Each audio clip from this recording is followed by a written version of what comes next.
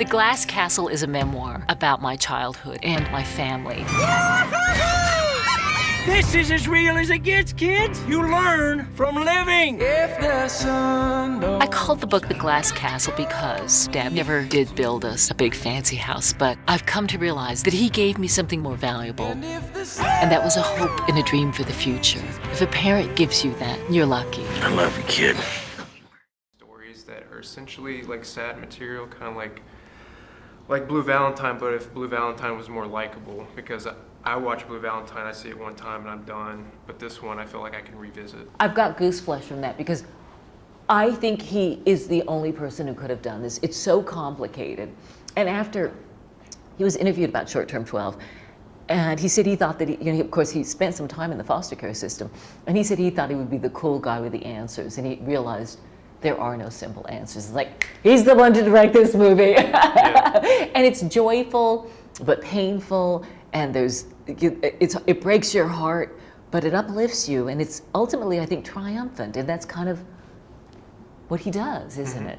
Mm-hmm. I guess to start off, when I was watching the movie, I wrote down so many quotes, and there's so many things I would love to bring up with you, whether it's themes or certain scenes, but one that really stuck out to me was when you're sitting down at the diner and then your mother says something along the lines of keeping your sense of adventure. Yeah. And so I think about that a lot as I'm older, because I think about those memories I used to have and always wanting to kind of grow up, but now that you're older, you regret a lot of those feelings that you had then of wanting to grow up. And so now, do you feel like you're still in connection with your kid self? I've reconnected with my kid's self. I think that for a long time I'd cut that off.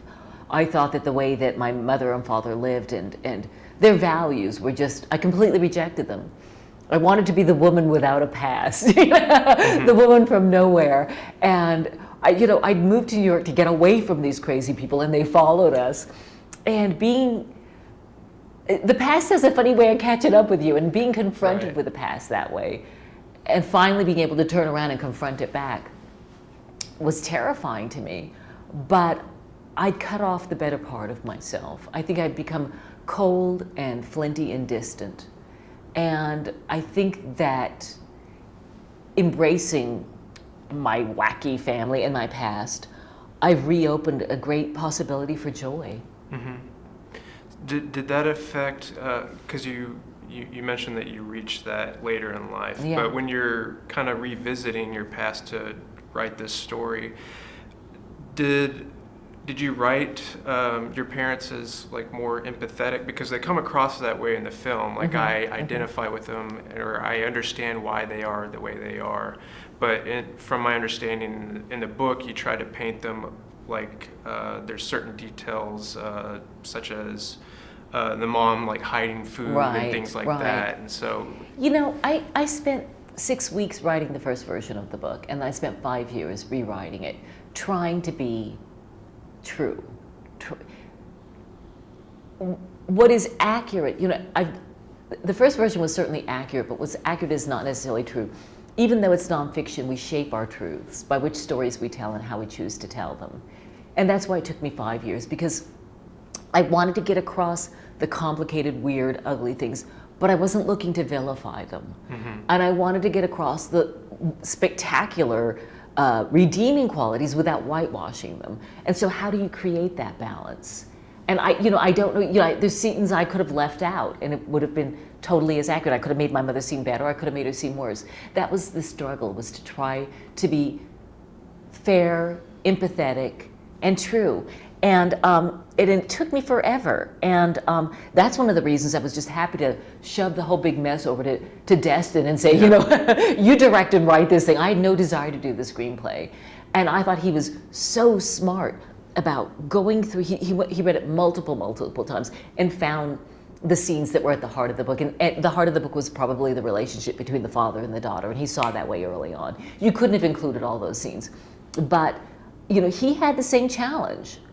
You want to get across these crazy, wacky, sometimes horrible people who also did loving and spectacular things. How do you make it true? And a couple of people who watch it told me that they got emotional whiplash from watching it, because you're like, oh, I feel this way, I feel this way. Yeah. And that was kind of my upbringing. You know, that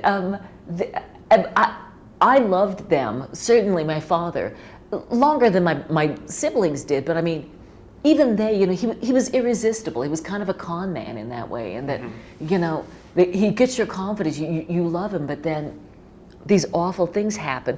And I was always intent on the book of, I never was out to get anybody. I was never out to like stick it to anybody. I was just trying to explain. I kept my past a secret. There were very few people I told, but one person who I did tell, she kind of dropped me. I didn't know why, but then she ended up writing a book, a work of fiction about this horrible woman who lived on Fifth Avenue and wouldn't acknowledge her parents. And a book reviewer said, well, it's a hoot of a story, but that could never happen. Somebody could never be raised in Appalachia and go to those heights. And she said, not only did it happen, or could it happen, but it did happen. And I know of somebody who it happened to, and I was so horrified that she wouldn't help her parents that I stopped being friends with her. And the challenge was to make her sympathetic for cutting her parents off. And the fault in that whole relationship was mine, because I believe the truth will set you free, but the truth can't be summed up in a quick conversation. Right. That was one of the reasons I felt I had to tell the book. It's so complicated and so nuanced. Did you learn anything more about yourself and your parents? I imagine you do when you're like putting pen to paper and then watching Destin take it and then put it, what he does on screen, but then talking to people like us, and are you still like able to learn more about yourself and your parents? I think I learned more about human nature. I think hearing your questions is like, wow, people are so smart and see things from the different angles. You know, I learned so much also from talking to the actors. They were so compassionate, and the things that they saw in these characters, and that would be my family members, and that they were discussing with Destin or with me. Brie Larson was so smart about me. And she said, you know, you say like in 5 different ways. She studied my voice so much.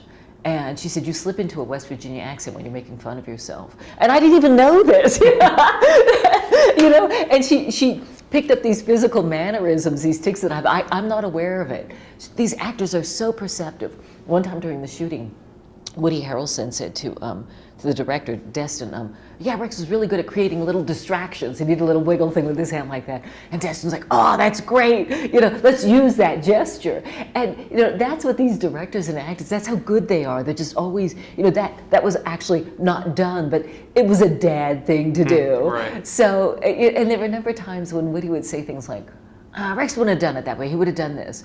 And it was right. It was always true and always accurate. So it was like going through this gripping like group analysis of my family. So I was constantly learning things. Yeah.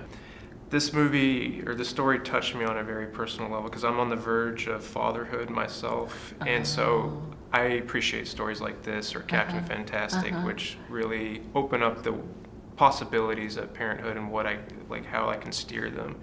And so the part that touched me the most was when you receive the journal, and then he says, like, be careful with that.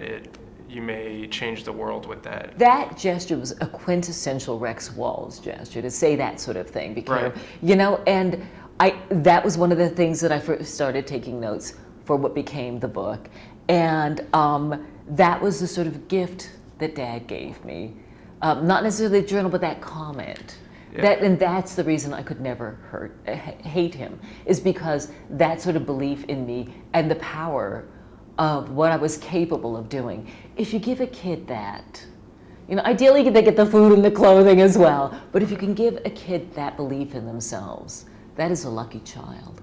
Yeah, like the tools to creation. The tools to protect themselves, the tools to chase their demons, and the tools to do whatever it is that they want to do, and the belief that they can do that.